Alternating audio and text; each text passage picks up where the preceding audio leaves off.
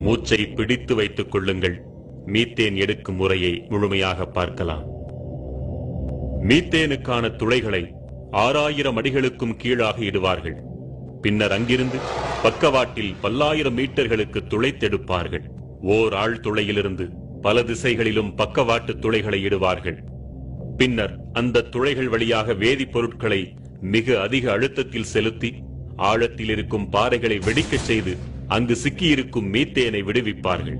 விடுவிக்கப்பட்ட மீத்தேன் இவர்கள் அனுப்பும் ரசாயன நீரோடு கலக்கப்பட்டு பின் வெளியில் எடுக்கப்படும். வெளியில் எடுக்கப்பட்ட பின்னர் மீத்தேன் எரிவாயு மட்டும் பிரித்தெடுக்கப்படும். ஒரு மீத்தேன் கிணறு அமையும் பகுதியை 5 to 7 நாட்களுக்குள்ளாக சுத்தம் செய்து 50 to 100 நாட்களுக்குள்ளாக முழுமையாக துளையிட்டு விடுவார்கள். ஆழ்துளையிலிருந்து மீத்தேனை எடுக்கும் முறையை ஒருமுறை பார்த்தாலே போதும், நம் மனமெல்லாம் பதறிப்போகும். இந்தியா என்பது ஒரு விவசாய நாடு.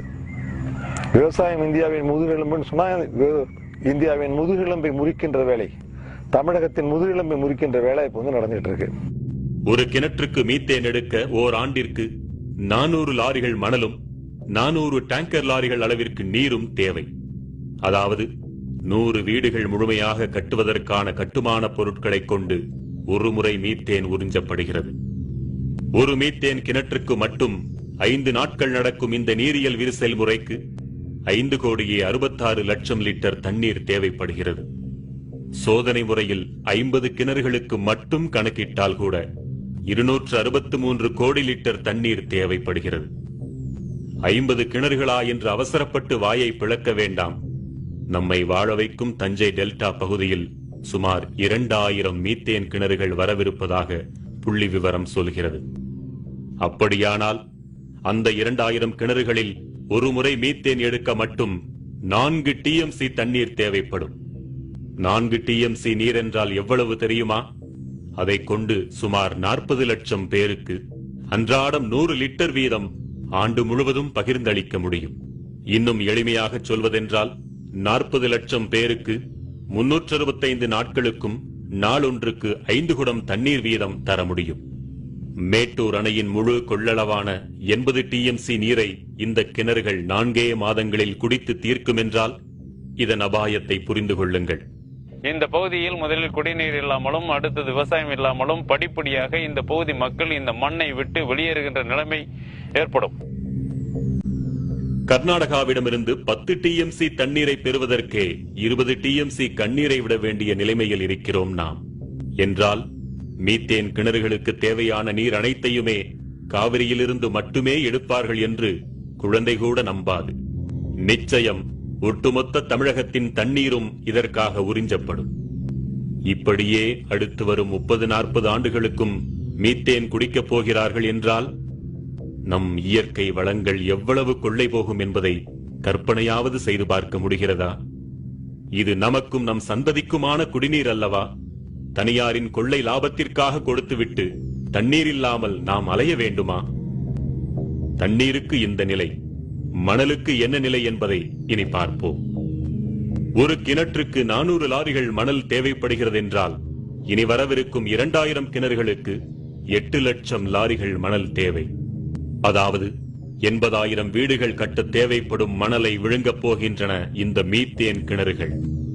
இதே போன்று 40 வருடங்களுக்கு மணலும் தண்ணீரும் விழுங்கப்பட்டுக் கொண்டிருந்தால் நம் தலைமுறைகள் என்னவாகும்?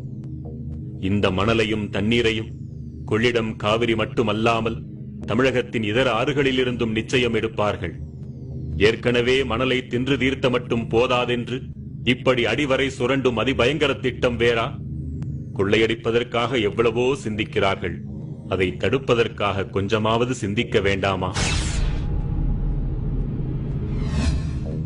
மீத்தேனை எடுக்க மணலும் தண்ணீரும் மட்டுமல்ல, 635 வகையான நச்சுத்தன்மை வாய்ந்த வேதிப்பொருட்களும் பயன்படுத்தப்படுகின்றன. நச்சென்றால் சாதாரண நச்சல்ல, கதிரியக்கம் கொண்ட வேதிப்பொருட்கள் கலந்த நச்சு. இத்தகைய நச்சு வேதிப்பொருட்கள் தான் அடுத்த 30-40 ஆண்டுகளுக்கு நம் தாய் மடி போன்ற தஞ்சை நிலத்திற்குள் செலுத்தப்படும். நினைத்து பாருங்கள், இது மட்டும் நிகழ்ந்தால் நம் நிலம் என்னவாகும்? நம் இனம் என்னவாகும்?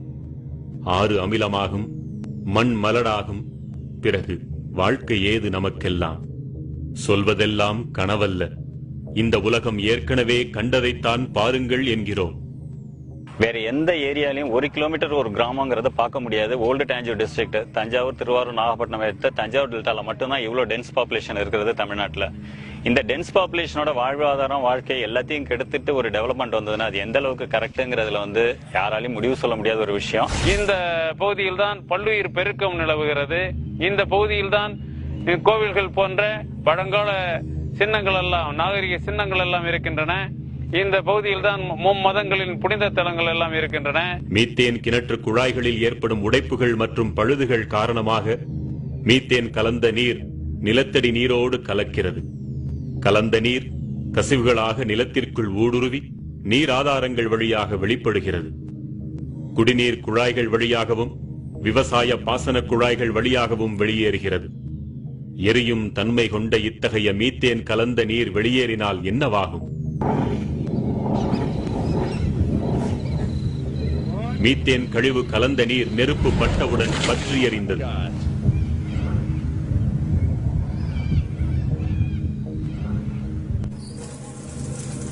உங்கள் வீட்டு குழாய்களில் தண்ணீர் பற்றி எறியலாம், வீடெறியலாம், ஊரெறியலாம், ஏரி குளங்கள் ஆறுகள் அனைத்தும் தீ பற்றி எறியலாம்.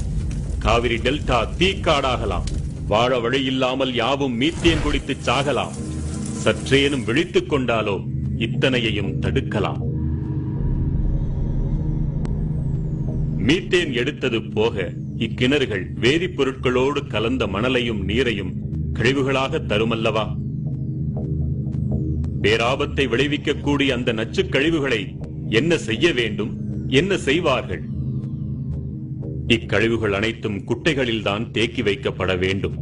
அதுவும் பூமிக்குள் கசிந்து விடாதபடி குட்டைகளின் அடிப்பகுதியிலும் பக்கவாட்டிலும் சிமெண்டால் பூசி தண்ணீர் ஊடுருவாத தார்பாலின் கொண்டும் பாதுகாக்கப்பட வேண்டும் என்பது விதி.